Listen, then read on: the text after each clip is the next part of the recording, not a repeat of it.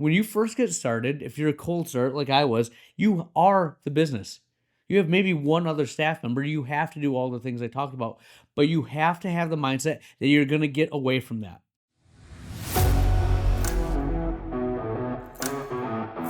All right, my friends, the Ultimate OD podcast. Today we're talking about cold start mindset versus CEO mindset. Where I was to where I'm at, how I've transitioned to have a long-term vision for the future, how I've developed that, what you can do, the pitfalls of being a day-to-day operator versus the CEO of your practice. With the closing thought of the episode, this is the Ultimate OD podcast. Here we go.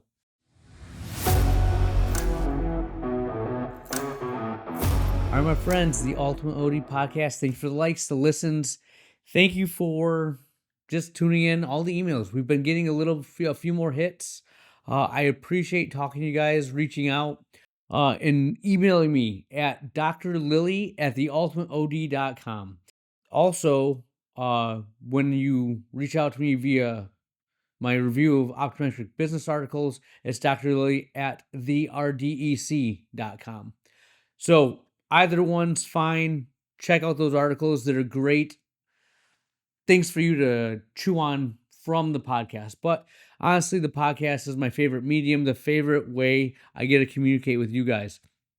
This episode is a really important one for your development as a business owner.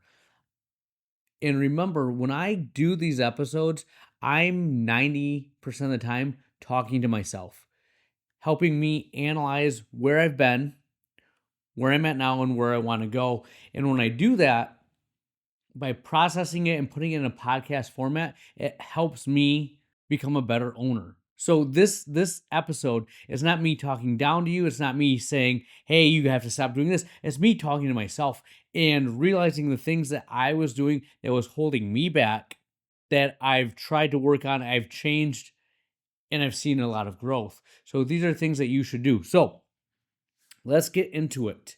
What's the year? 2026. It's the year of the CEO. We have the CEO mindset.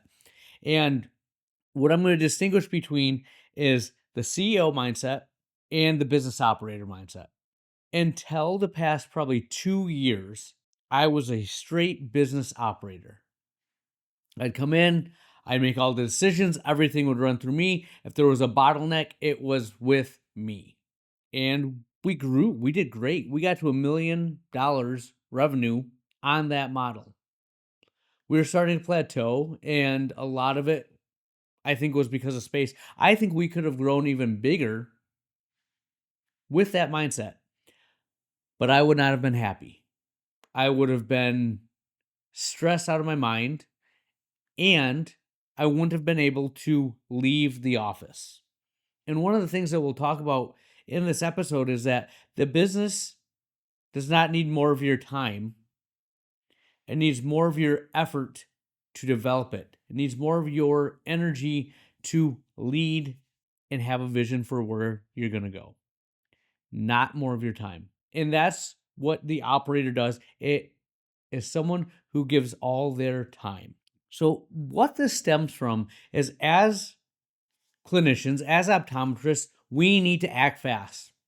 We do a slit lamp exam. We have so much time with the patient. We have to see what their complaint is, look at the evidence, and make a decision and go. Right? That's what we are trained to do. See it, react, set the course of action, and move on with our lives. Next patient up. That's great for optometrists. That is what has served us well to be ODs. But now you have to think, we are not just doctors. We are running a business. We want to be the CEO of our practice. That means we have to do the complete opposite. We don't make rash decisions. We don't operate on emotion.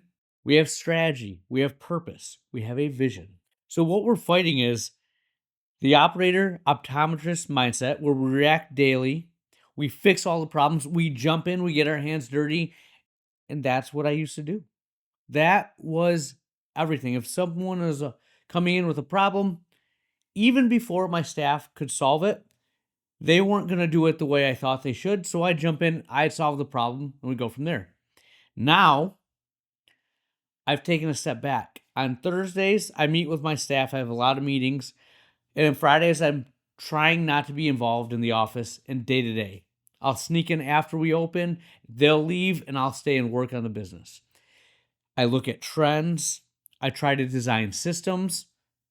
I want to build my staff to be the best they possibly can be. I want my manager to handle the day-to-day operations. I'm running the business, right? But those are, like I said, two different mindsets.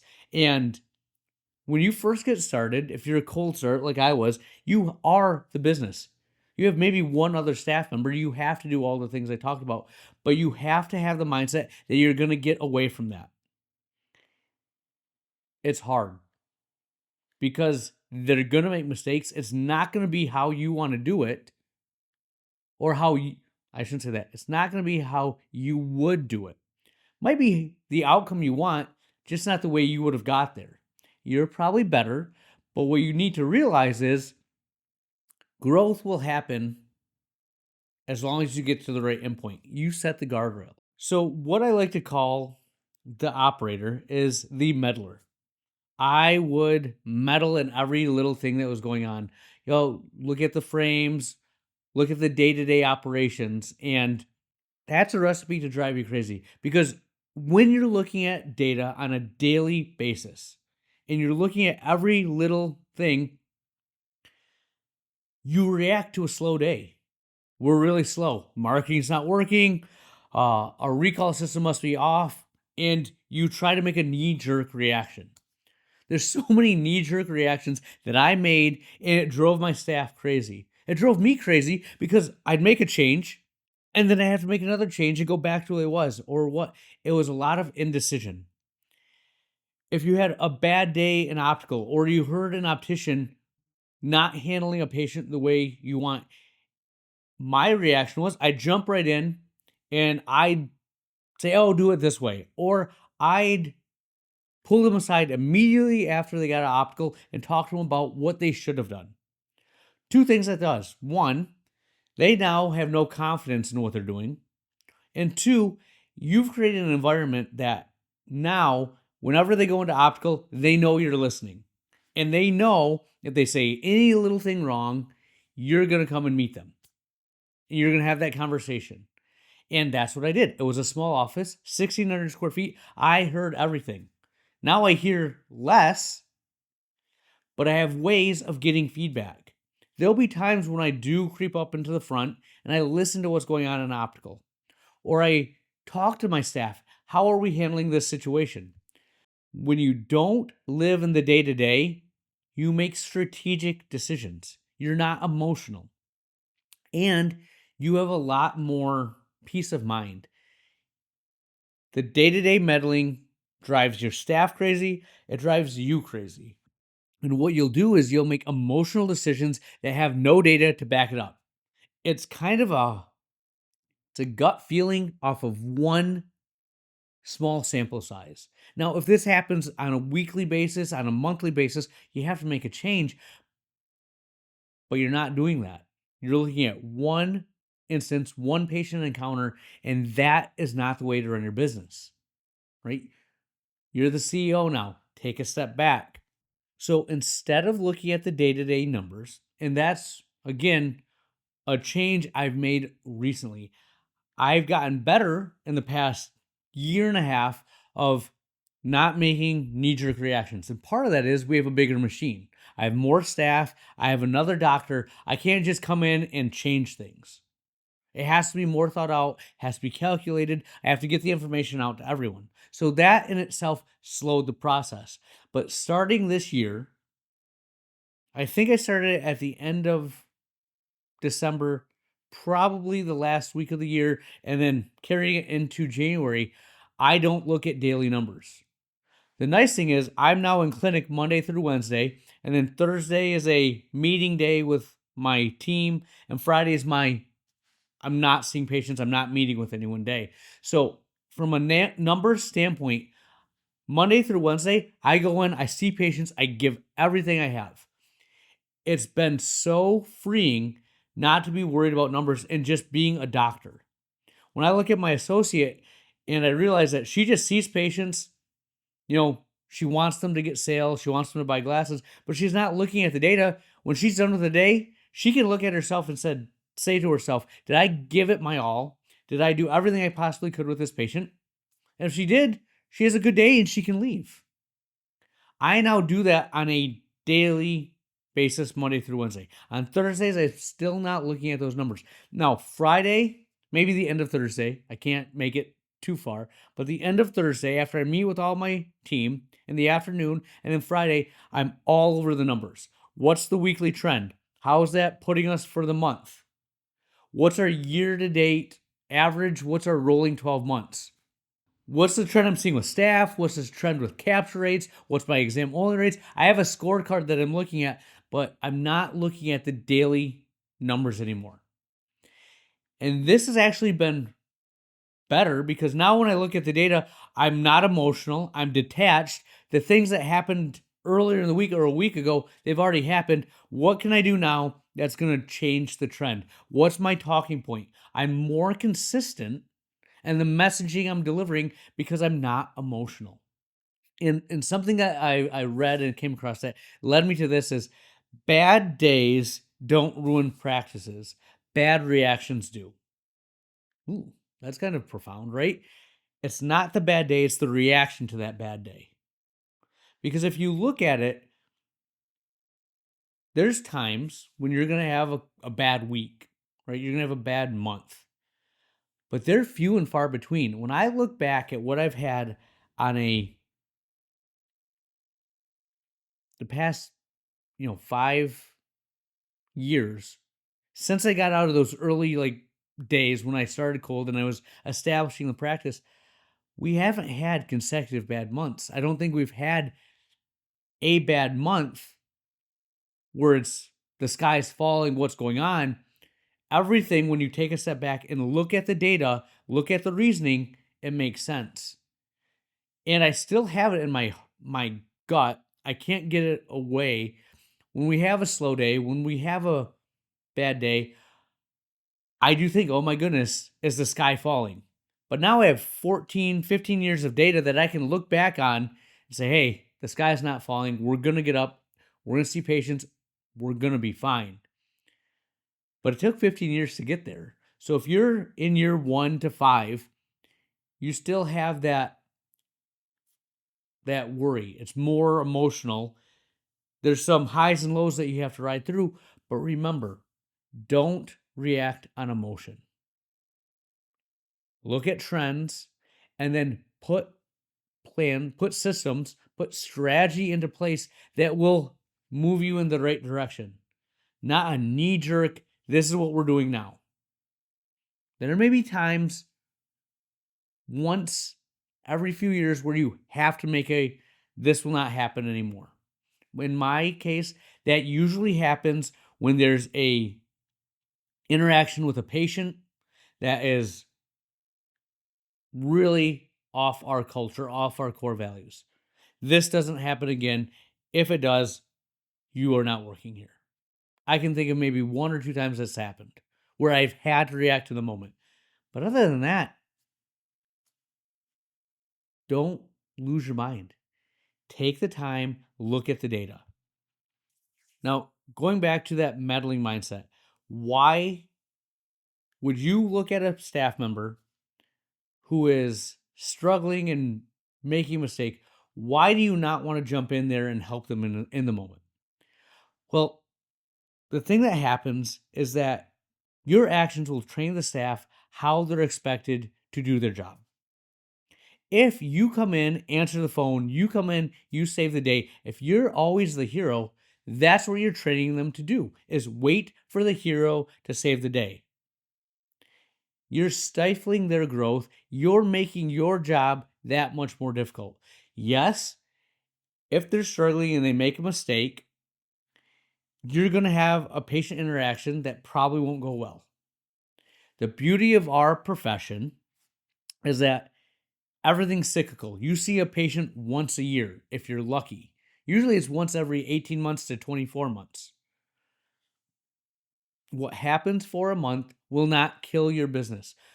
When I moved from the old office to the new office, we were short staffed. So I brought on 4 virtual assistants and I had them answering the phones. And we lost a handful of patients because of it, because there was a language barrier. They didn't like that they weren't talking to someone in the office, and we had to pivot.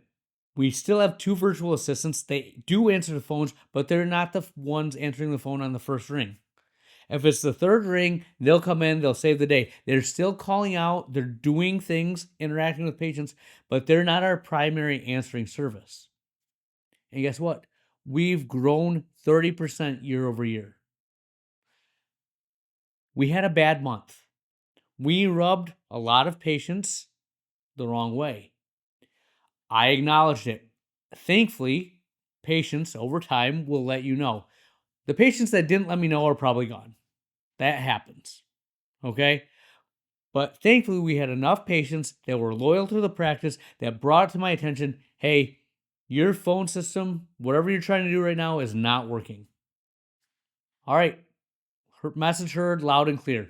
Let's adjust this. We'll make a change, go from there. It was great in theory, not great in practice.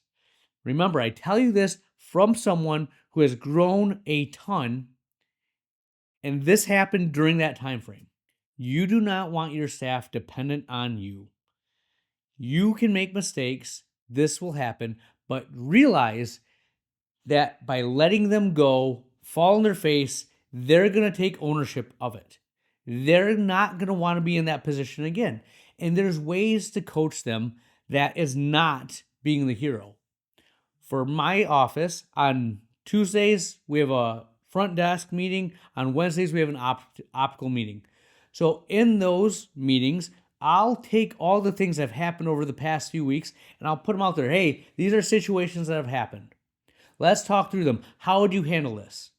And we role play. We talk about it.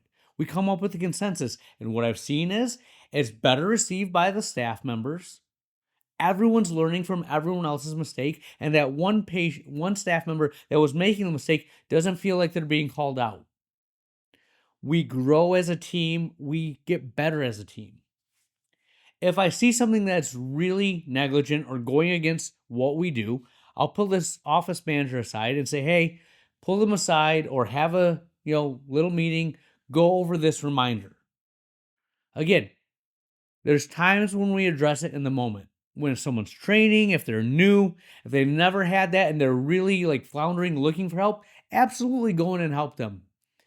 But what I'm talking about is when they're not asking for help, when they're handling the situation and you're going and taking over for them. Something as simple as the phones are ringing and you swoop in and answer for them. Again, I thought I was helping the practice when I'd be the person that would come in and save the day. Look at me. Dr. Lilly is part of the team. He'll answer the phones. Now, again, look at this context. If you're short 3 staff members because someone called in sick, someone's on maternity leave, and who knows, the other one's at lunch, yes, go in and help. I'm not saying that. But if your team is at the front and you're swooping in and answering phones, that represents a broken system. You need to change how you're doing things. Either see less patients, have a different way of answering the phones. Something in the system is wrong. We were short this past week, 1 staff member, because someone left and we're bringing someone new on. At the end of the week, I talked to the staff. Where were the holes? Where were the bottlenecks? What can we change? This is a great way for us to learn and find out where we're inefficient. And guess what? There wasn't any. I asked the same thing to optical. But when you're short, that's the time to learn. Fix your system. And that's what we do as CEOs versus operators. There's a difference. All right, so let's take a step back and summarize what I'm talking about here.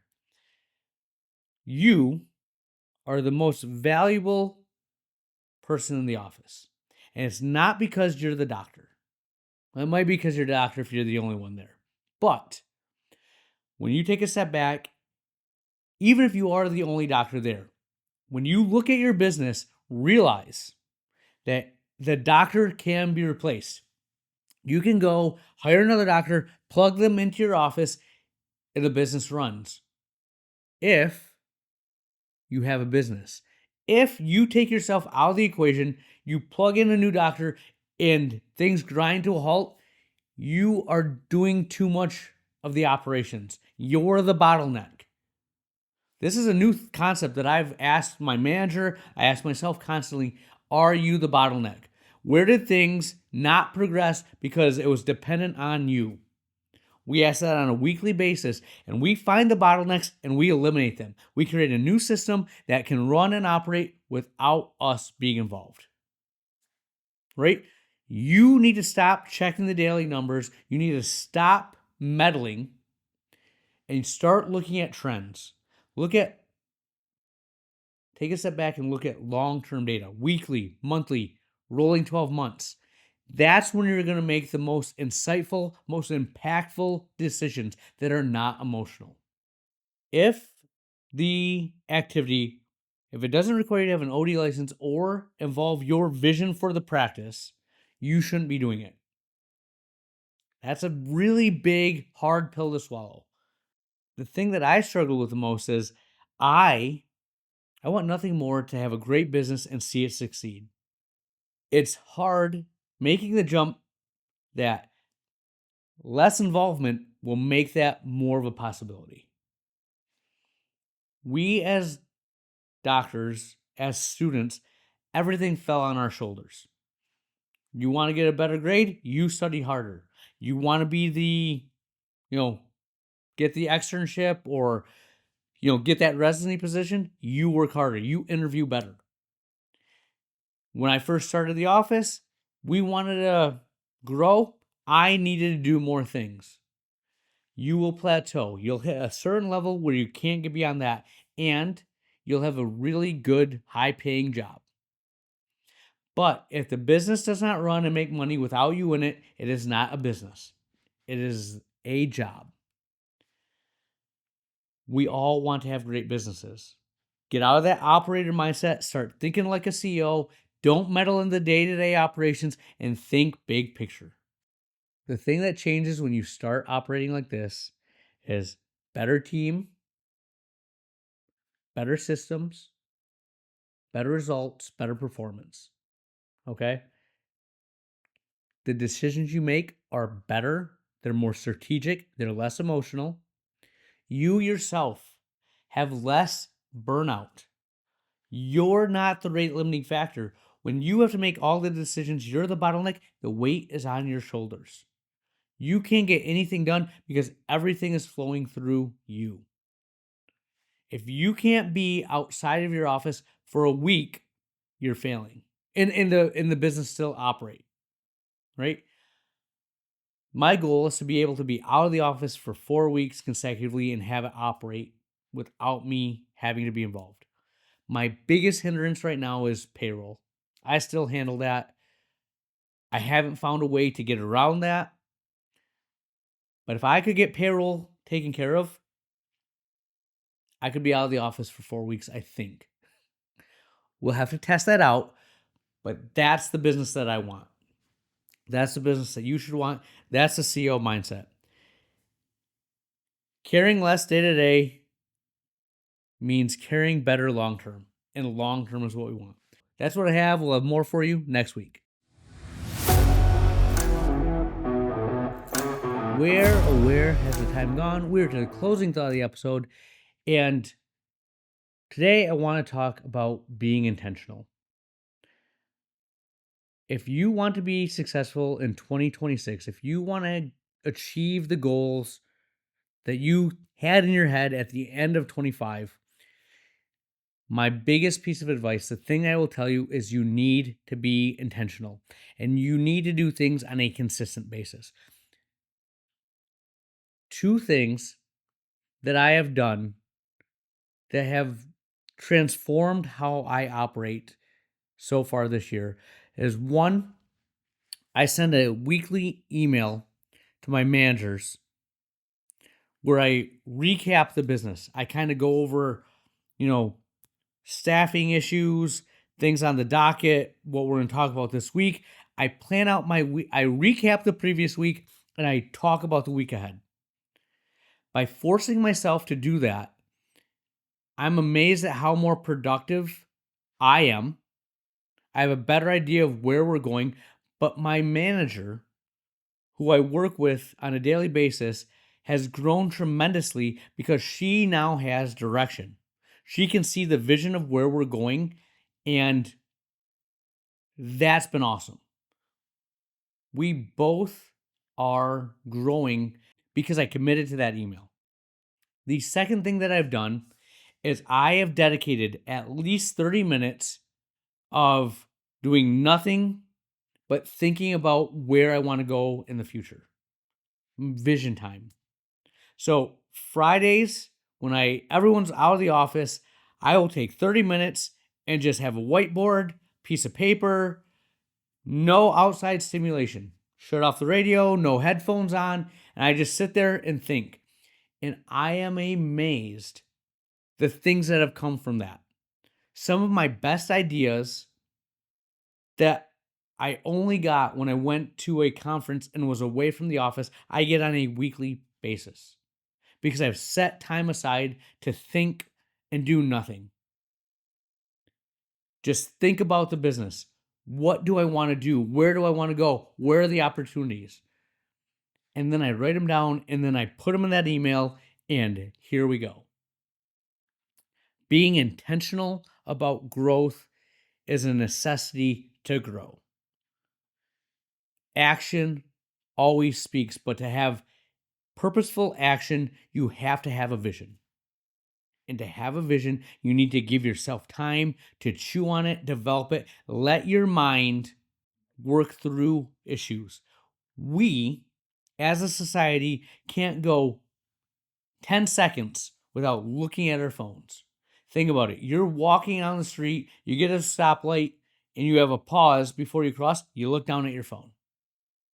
You go into a waiting room and you're looking at your phone. You're constantly taking away the opportunities to grow your business. And I'm talking to myself. You don't see me without my headphones in, listening to a podcast, trying to get more information. All that is a fancy, busy excuse to not do work, to not address the fact that it's hard to grow your business. It's hard to have strategy. It's hard to have objectives. It's really easy to listen to all the noise, hear a bunch of different ideas, cherry pick them, and say, hey, what about this? What about that? And not have any stinking clue of how to implement them or any commitment to see it through to the end. But I'll tell you this, if you make time, you'll come up with a bunch of ideas. And then the funny thing is, you keep making time, you'll find a way to make those ideas come to fruition. So what are you putting off? Give yourself 30 minutes of uninterrupted nothingness. You don't have to do anything, but you can't do anything else. Just sit there and think. That's what I got for you. Dr. Lily out.